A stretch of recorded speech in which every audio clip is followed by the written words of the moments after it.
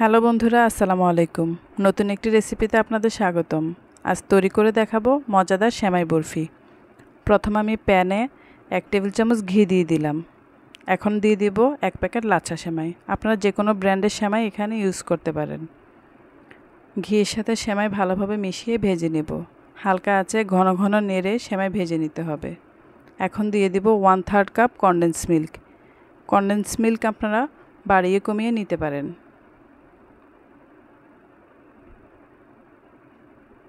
সেমাইয়ের সাথে ভালোভাবে মিশিয়ে নেব। মেশানো হয়ে গেলে একটি প্লেটে ঢেলে নেব।